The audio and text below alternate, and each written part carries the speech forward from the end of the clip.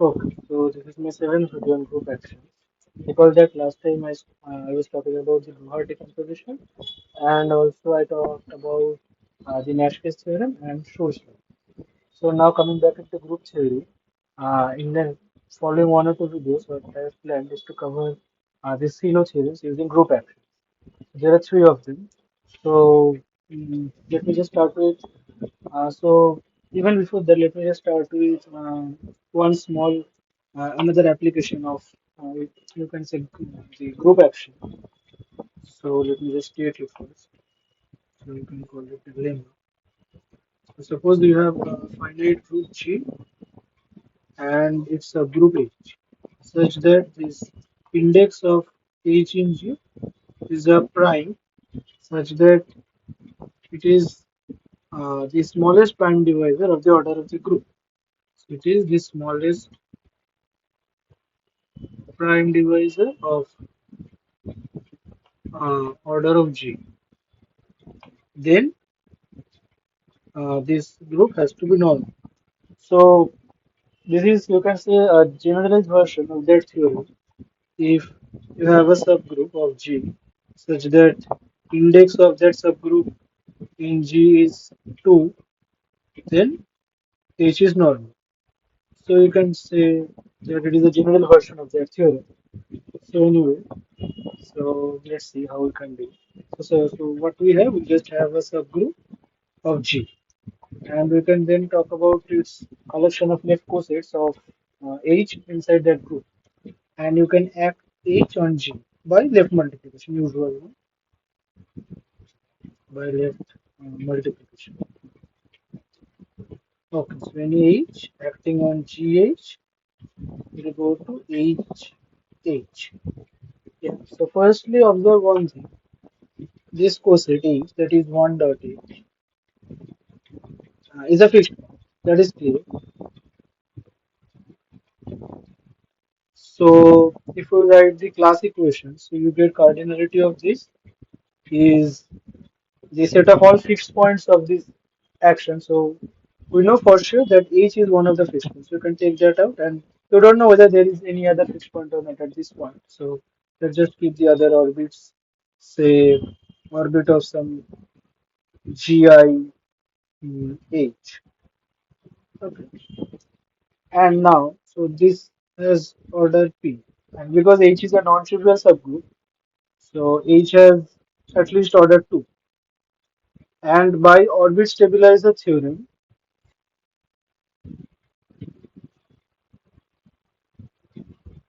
you know that each this orbit of this GIA must divide order of G.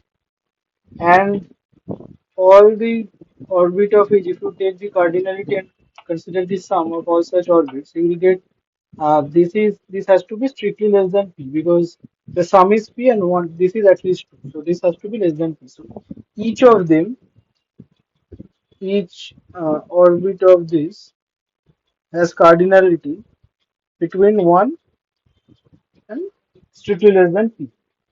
But this is a but like this divides the order of the group.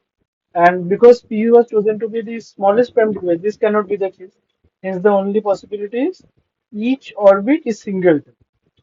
That is, all of the points of this action is fixed point.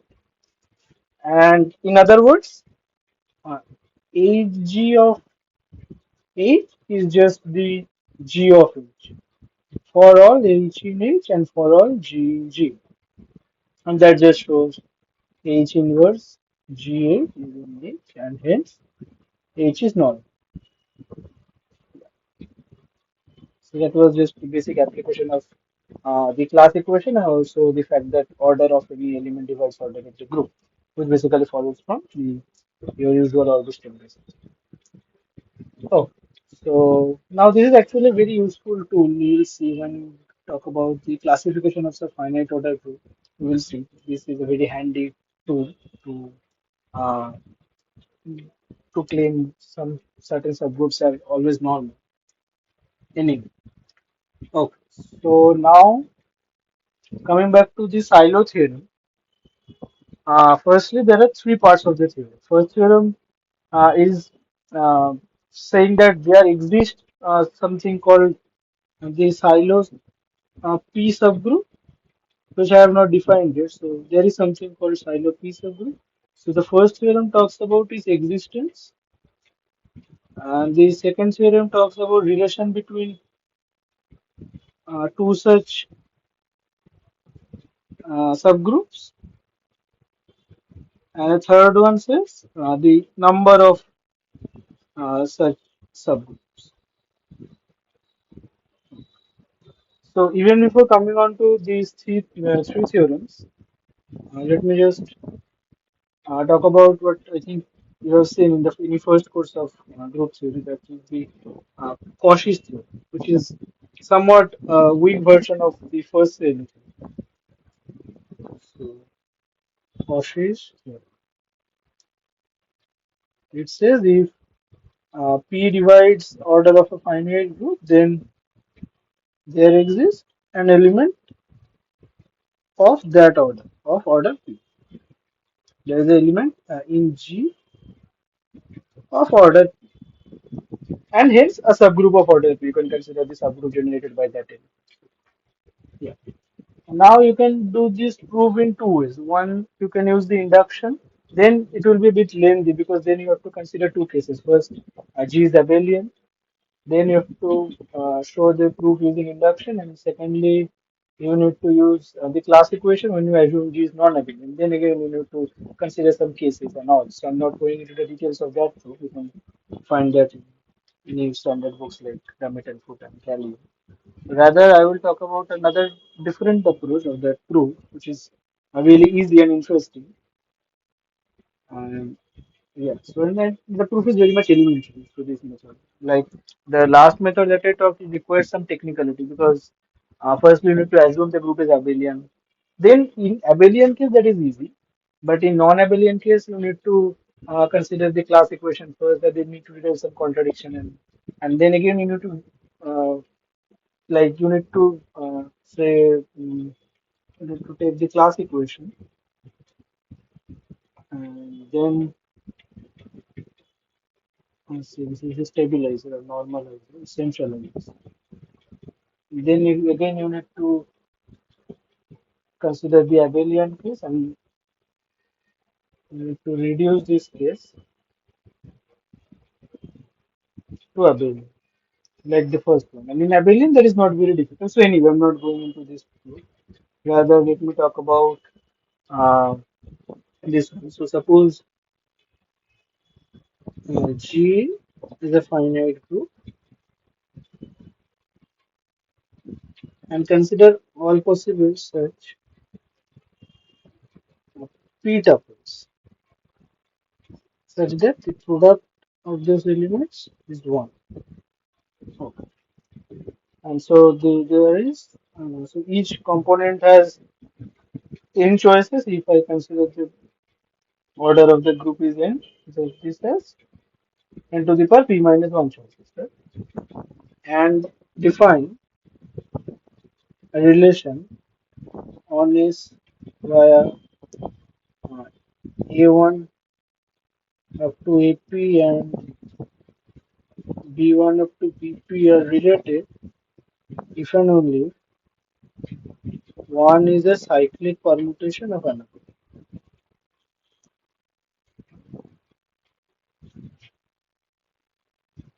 where I am considering the identity element as also a cycle.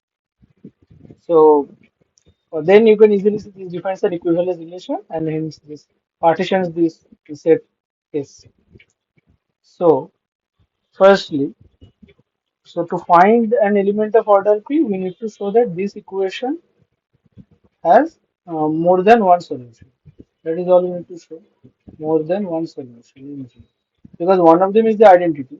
So we need to find another solution except that. So we need to find more than one solution in G. And so firstly, so because this is an equivalence relation, as I said, you can easily show. Just leave it to them is equivalence relation.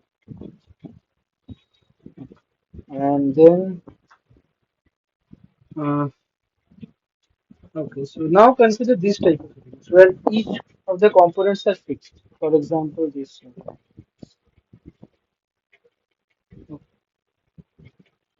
right?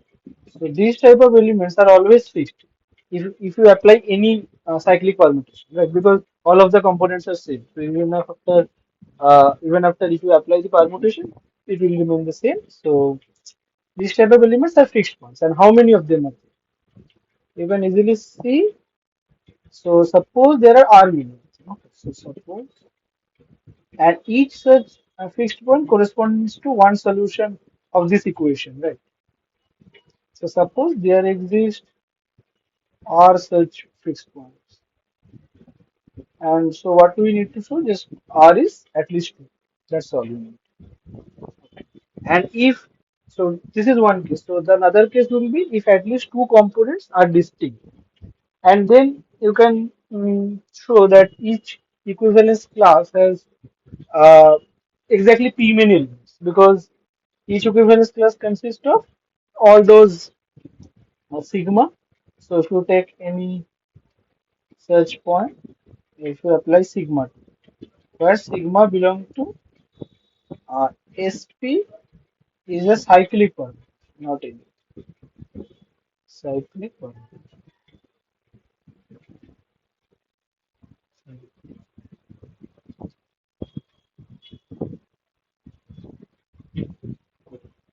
So you will get each such equivalence class has exactly one object, where AI and AJ are not same for at least two I and J, for at least some I and J. So each of them have exactly like has exactly p elements. So you get that n to the power p minus 1. So there are r fixed points and there are say p times something, right? Because all of them are divisible, all of them have exactly p, and so there could be s such non-trivial elements. So there are p. Now p divides the left hand side. P also divides it. So you get p divides this r, and so just r is then at least p and p is at least 2. So you are done, right? And you get at least one non-trivial solution of this equation. So hence the theorem follows. So this was a tricky, like the trick was here to consider these type of elements. Consider this. Rest of the things easily follow from this equation relation. Yeah. So this was the proof I found interesting. So we discuss it. Oh, now we come back to the original topic, the Sylow theorem. So,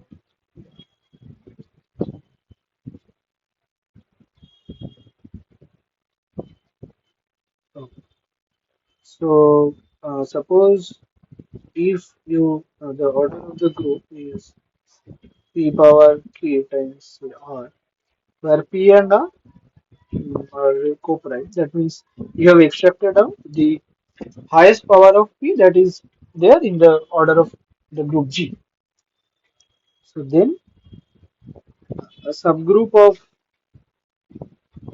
H of order p power k uh, is said to be the Sylow p subgroup. P Sylow subgroup. Let me just call it by SSG. Sure. So yeah. So now the first theorem says that there exists at least one p Sylow subgroup. This is the existential.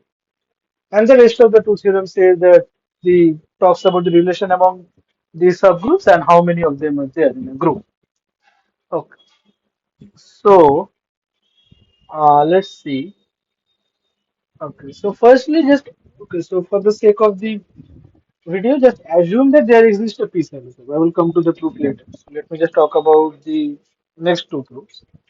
So just assume that there exists such P such Sylow subgroups. That is order of this P power Q subgroup, where p power k is the highest power of n dividing order of that group. So I will come to it later, maybe in the next video or maybe in this video. Let's see. Uh, the second theorem. So firstly, second theorem. be- Before talking about second theorem, uh, so I hope you know that. So even if you don't know, you can define it. If H and K are two subgroups on normal subgroups, like normal means I mean just usual, not normal in good things. If H and K are any two subgroups, then H is said to be conjugate to K, conjugate to K if H is some G to G. I hope you know this anyway. And now this second theorem says that any two P Sylow subgroups are conjugate. Okay. And so to show this, firstly observe one thing. Firstly, let's say so the proof goes as follows. Firstly, assume that suppose this is not the case, which means H is not equal to this for any G in G. Okay, so no matter whatever G you choose, H and G subgroups, both of them are always uh, distinct. Okay. So now, if you remember, I have talked about the concept of double crosses in last class. So, what was that? That you act G cross K onto the group G. By that, if you take any H and K and acting on G, you will get H, G, and K inverse. So that defines the group action, and orbits of that action are called the double crosses of H and K inside the group G. Okay, so now you can apply the orbit stabilizer theorem here because G is a finite group. So you can talk about the orbits and stabilizing. So, so firstly, let's see what is the case stabilizer of any G. It is just all those ordered pair such that G H K inverse is again G. Okay, that means all the H that is same as G K G inverse. So cardinality of this is just number of elements of H that are also in GK inverse. Right? So you see there is some sort of connection between this and this. Let's see. And now if we talk about the orbit stabilizer theorem, this is the orbit, this is the uh, order of the group, that is the order of H cross K, and this is the stabilizer.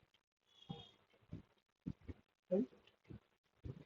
And so, and remember because H is never equal to this GKG inverse, so this has order P power say T. So if I assume order of H is same as order of K is same as P power K, where T is so firstly because H and this are GK G inverse are never same, so this is for any T. So for all G, this is the proper subgroup of H, right? Because this is actually a proper subgroup of H. So you have T is strictly less than K. And now it's easy. Just so order of H is P power K, or this is again so P power 2K minus T. But you can take P power K out.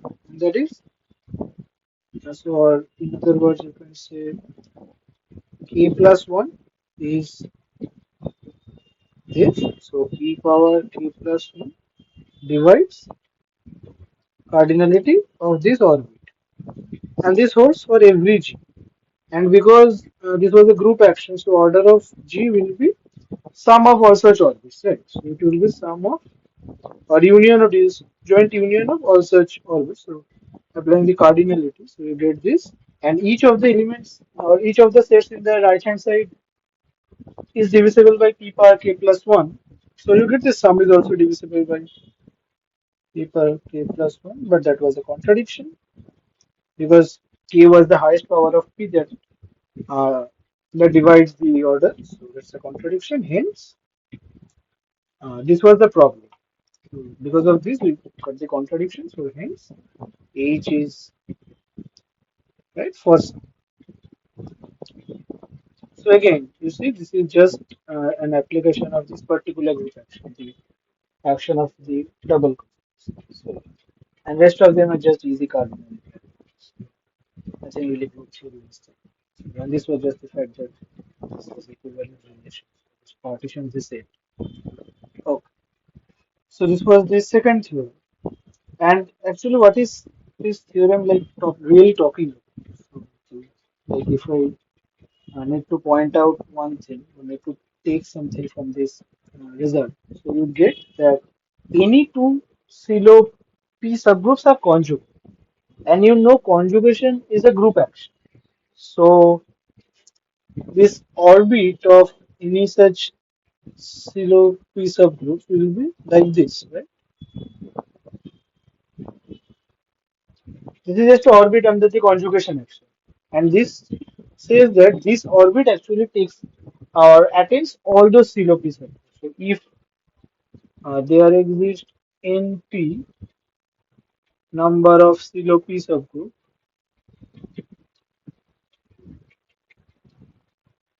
then this orbit has exactly NP elements.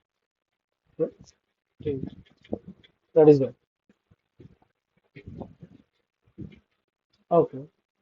Now, so let's get back to the third theorem, which has actually two parts. So both of them are related to the number of Sylow P subgroups. So this third theorem.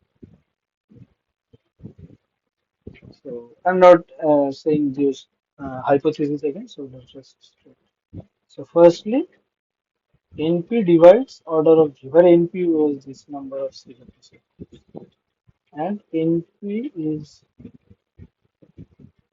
one modulo P. So that is okay. So let's see. So as I said, the last point. So we can consider this action. So let's see if you act. So suppose Ace was the collection of all Sylow P subgroups, which is the three Sylow subgroups. So if I act G on X by conjugation, and there you get that orbit of any H times stabilizer of H is just order of the group, and this is NP. So you get that NP divides order of the group. That is just one line. Okay. And so again, let's just see what is the stabilizer. So stabilizer will be all those elements of G, which if you can consider the all those elements G of G, stabilizer of H is all those elements such that GH inverse is H. That is just the normalizer of H in G. Right? So what does it say? It says that number of Sylow P subgroup is just index of the normalizer of one particular series. And again, if we can consider the case when this H is normal, then the normalizer becomes the entire group. So you get that this NP is always 1 in that case. Or in other words, a Sylow P subgroup is normal. If it is normal, then it is unique. And the converse is anyway true. If a subgroup is like if there is a unique Sylow P subgroup, then it has to be normal because all of those conjugates are also Sylow P subgroup, and by uniqueness, all of them like has to be equal to that group H. So, yeah. So that is just one small thing. Okay. So now this was the first one, easy really. Now the second one. So see, so you can do it in two ways. Like the first proof, like the proof of this first part, you can again talk about some particular group acting on some particular set, or you can talk about using the, like I proved the second Sylow theorem using the concept of double causes. So let's see which one is easier. I think both of them are easier. One of them is requires a bit more like uh, calculation or some cardinality argument. So anyway, I don't think that's not really difficult. So let's see. Uh, so firstly, look at this book. So take or fix a PSH. Say P. Okay. Now you can add P cross P on G, which will give to the double coset decomposition of G, and you get that G is joint union of P, G, P, and order of this is just this square by order of P intersection G, P, G, the one we saw just before, like this. So here I just consider the action of P cross P on G. Okay. And because this like mm, P is never same, like there are two cases. Case one is if P is not equal to this, and case two is if P is equal to this. In this case, G belongs to the normalizer. In this case, G does not belong to the normalizer. So, if this is the case, then you get that if P belongs to normalizer of, if G belongs to normalizer of P, then you get this PGP is same as PG. So order of this is just order of P. So again, order of G is just the sum of the cardinality of orbits of this. So let's just break the sum into two parts. One if G is in normalizer, and one is if G is not in the normal.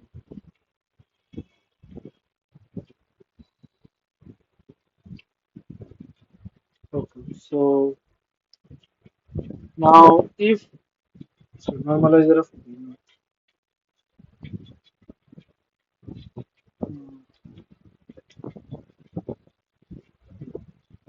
So in the first case, if G is in normalizer of say G is in normalizer of P, then you what we do. So then this is actually a left coset of uh, P in the normalizer of P, right? Because in this case G is the normalizer. Normalizer. So if you add all those some of the elements of all those left cosets, you just get this, right? Because that is from the Lagrange theorem. Okay. So you have this case, where G is not a normalizer. Okay. But in that case, you get that these are not same, right? So this intersection can have order p power t again, where t is at most k, right? Where order of p is p power k, and that is order of g is p power k times n. where P and M are. Okay, so then you get this order of, or I should say, order of PGP that is divisible by, so you have P to the power 2n minus T. But 2n minus T is at least P plus 1, or I should say n plus 1. So yeah.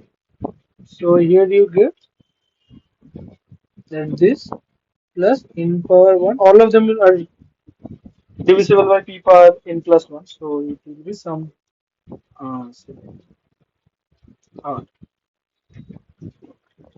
now from the first part you know that if you divide this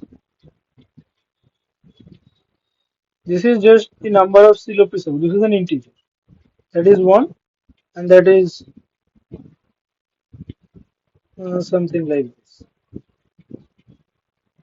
So this term is an integer first. And now, moreover, firstly you observe one thing from this relation that, so observe that p power uh, n plus 1 does not divide this, right? But it divides this. So it cannot divide like this term. So p power n plus 1 cannot divide order of missing things. So, like this. Because p power n plus 1 does not divide this. And p power n plus 1 divides this term. So p power n plus 1 does not divide. So the highest power of P that can appear in the cardinality of normalizer of P can be at most n. It will be this times some U, where U and P are co-prime. Okay, so what you get is NP is 1 plus it will be PR times where in, right, it can be at most n. So in the other word I can write some V where V is at most n. So you get P power V times U and you have P power n plus 1 times R. Now just you get that this quantity is divisible by P, because even if you cancel those P power V from the denominator, you will get at least one P in the numerator. And R by U is anyway integer, because this quantity in a whole is an integer, because this is an integer and 1 is there. So you get some multiple of P, and that's what we needed to show that this is 1 modulo. So we are done. Right. So the trick was to like firstly consider this double coset representation of like P cross P, because you need to consider the action of P cross P on G, and then you just divide it in two cases, if G is in normalized or if G is not in normalized, and then just rest of the things again follow from the basic cardinality. Okay, so this was one proof. Now I can just briefly outline the other proof as well. So uh, let me just briefly outline. So this was the action of P cross P on G. So in this case, consider the action of P on set of Sylow subgroup, which I defined I think by S. Uh, yeah. So, so consider the action of P on this set of Sylow subgroup. The action is again by conjugation, because you know conjugating a Sylow subgroup, you will again get a Sylow subgroup. But you cannot say the same about left multiplication, because left multiplying by an element to a subgroup may not result in another subgroup, but conjugation will certainly land inside another subgroup. So yeah, you know these things.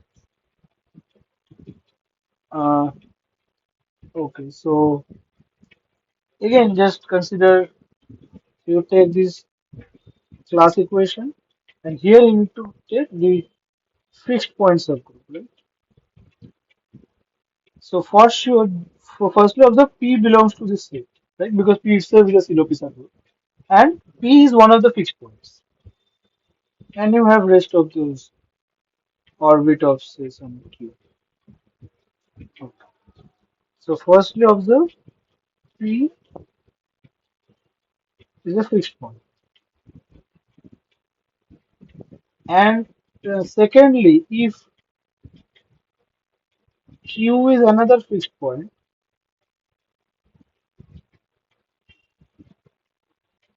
that means what? That you take any x q x inverse, you will get again q where x is in P. So this is just x is in normalizer of q, right?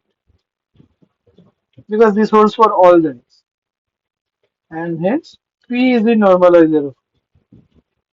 But you also have q is the normalizer of q. That is obvious. So you have two Sylow P subgroups inside a bigger group.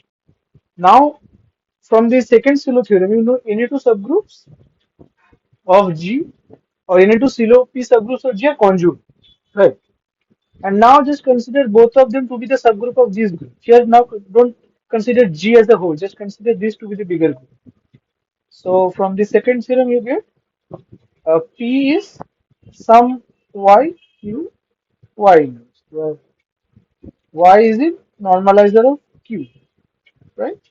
And by the definition is this q, so this action indeed has only one fixed point, that is P. So if you take any fixed point, it will just be equal to P. So then just this follows from here that this is NP. This fixed point set as one element only. And the rest of the elements like so the rest of the orbits divides the group.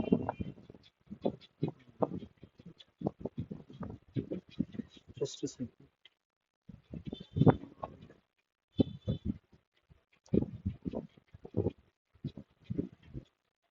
So rest of the orbits divides this order of P, and it cannot be so P divides this, right? Because this has P power k meaning. So any divisor of this will be another power of the prime P. So this just again follows if you just modulate by P, then this will be 0. So you can consider this proof as well. Or maybe you can consider this. I find this proof interesting to show you to the first rather than the second one. Okay, so anyway, so what we get is that there are at least one CLOP subgroup, and if there are more than one, but still all of them must be conjugate, and uh, also the fact that there are these NP is a number of CLOP subgroups, so there are certain conditions on that the NP must satisfy. That is one of them is NP or NP should divide the order of the group, and it has to be one modulo the prime P. Okay, so I will let me just talk about the first theorem in the next video. Otherwise, it will take again some time. So for now, just assume that something like that exists, or you can again see it from this third part, right? Although this is somewhat like illogical because we have already assumed there is one CLOP subgroup to start this proof. But anyway, you can assume that because NP is at one modulo P cannot be zero. So anyway, still, as I said, this does not make sense because we have already started with an assumption there exists. Anyway, so just for now, just assume that the something like Sylow subgroup really exists. Okay, and even see the Cauchy theorem is also a particular case of the Sylow's first theorem because if the order of the group is like P times something, where P and K are co-prime, that is 1 is the highest power of P that divides the order, then there exists indeed a subgroup of order. That's what Cauchy's theorem said. But Sylow's theorem said even more and even more strong. And in fact, not only Sylow's first theorem, I can also prove, or maybe I will prove it in the next video, that if P power alpha divides the order of G, then there exists a subgroup of that order. Subgroup of P power of order P power for any alpha, right? If the group is say P power 4 times Q, then there exists a group of order P, P square, P cube, and P power, where in particular the subgroup of order P power 4 is said to be the Sylow P sub. But anyway, I can prove this, and maybe I will prove this result in general. Yeah. So it will take care of both the Cauchy's theorem and also the Sylow's theorem. Anyway, so I will come to it in the next video. For now, let me just quickly stop this video by uh, saying one example or one application of these theorems. So consider a group of order PQ, where PQ are distinct primes, and without loss of generality, you can put this. And also assume that uh, Q doesn't divide P minus 1. I will tell you why it is an option. So let's see. So it has Sylow P subgroup and also Sylow Q subgroup. And so the Sylow P subgroup will be one modulo P and it divides PQ. Clearly it cannot divide P because it is already one modulo P. So it must divide Q. And because Q was the prime, so it has two choices, either 1 or Q. So if it is Q, then you get P divides Q minus 1. But again, that is not possible because that will imply P is uh, less than equal to Q minus 1. But P is greater than Q by an assumption. So this is not possible. So you get that the P zero subgroup is unique, hence normal.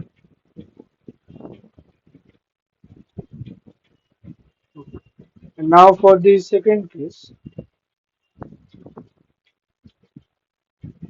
you get again that there are two possibilities. So if NQ is P, then you get Q divides P minus 1. But again, by assumption, that is not the case. So again, you get Q Sylow subgroup is normal. Okay. So now because P and Q are prime, this this has to be isomorphic to Z mod P, and this has to be isomorphic to Z modulo Q. And thus, so what we get? You get that this, or let me just call it let H and let K. No, consider this for now. So you have two subgroups of G. Their intersection has to be trivial because order of both of them are relatively prime. Then again, G is equal to HK by this formula. Order of H is order of H times order of K by order of H intersection K. And moreover, both of them are normal. So you know there exists an isomorphism between this H cross K to G. So this is isomorphism. So you get indeed that G is isomorphic to ZP cross Z mod P cross Z mod Q. But again, by Chinese remainder theorem, because PQ are relatively prime, so you know there exists an isomorphism between these two groups. So you get that there exists exactly one group of order PQ, and that is G is a cyclic group of order P.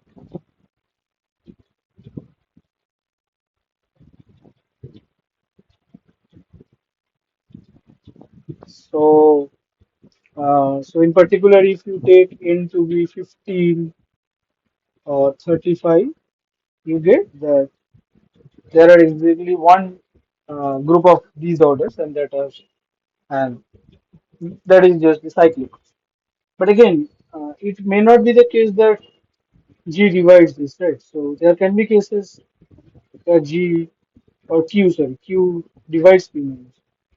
For example, if say n is 21, okay, so you have 3 times 7, but 3 divides 7 minus 1, 6. So what will, like, there will be this cyclic group of order of that order, that is for sure, but you don't know whether there exists another such group. So indeed, it turns out to be that there exists another group and exactly another group. So there is at least exactly two groups. One of them is a cyclic, and another one will be a non-abelian. So I will talk about those things when I will talk about the semi-direct. But that will come much later. So for now, let me just stop this video. I will talk about the first Sylow theorem, the proof of first Sylow theorem, or maybe I can talk about this result in general in the next video. Then I will again proceed from there. Okay, so let me stop.